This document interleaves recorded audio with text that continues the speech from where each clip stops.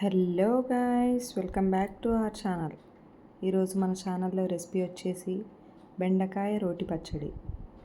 ఈ పచ్చడిని ఈజీగా సింపుల్గా ఎలా తయారు చేసుకోవాలో చూద్దాం. బెండకాయ అంటే ఇష్టం లేని వాళ్ళు కూడా ఈ పచ్చడిని చాలా ఇష్టంగా తింటారు. ముందుగా స్టవ్ మీద బాండీ పెట్టి ఆయిల్ వేసుకోవాలి.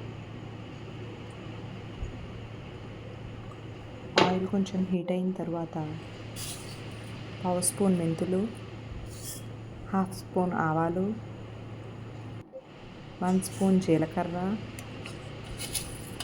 2 స్పూన్స్ ధనియాలు వేసి కొంచెం లైట్గా ఫ్రై చేసుకోవాలి.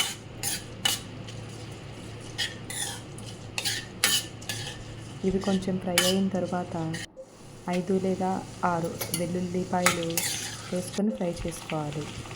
తర్వాత 20 ఎండుమిర్చి, కొద్దిగా కరివేపాకు, ఇష్టమైతే కొద్దిగా కొత్తిమీరని కూడా యాడ్ చేసుకోవచ్చు. వేసి బాగా ఫ్రై చేసుకోవాలి. ఇవి కొంచెం రంగు మారిన తర్వాత స్టవ్ ఆఫ్ చేసి చల్లార్చి మిక్సీ జార్లో వేసుకొని ఇలా పొడిలాగా పట్టుకోవాలి. తర్వాత మళ్ళీ అదే ప్యాన్లో ఇంకొంచెం ఆయిల్ వేసి ఒక హాఫ్ కేజీ బెండకాయ ముక్కల్ని వేసుకోవాలి.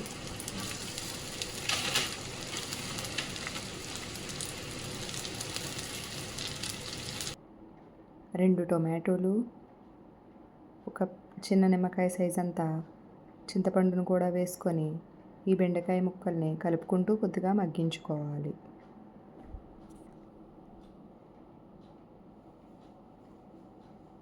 కలుపుకుంటూ మగ్గించాలి. ఈ బెండకాయ ముక్కలు ఇలా మగ్గిన తర్వాత స్టవ్ ఆఫ్ చేసి చల్లార్చుకోవాలి. తర్వాత ముందుగా మిక్సీ పట్టిన జార్లో ఈ బెండకాయ ముక్కల్ని వేసి కొద్దిగా ఉప్పు వేసి కచ్చాపచ్చాగా పలసించుకుంటూ అలా పేస్ట్ చేసుకోవాలి.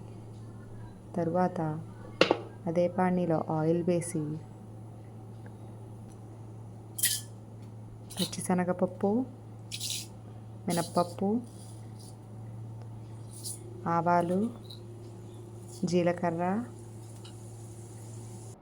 2 లేదా 3 ఎండుమిర్చి, కరివేపాకు, పసుపు, ఇంగువ వేసి పోపు పెట్టుకోవాలి.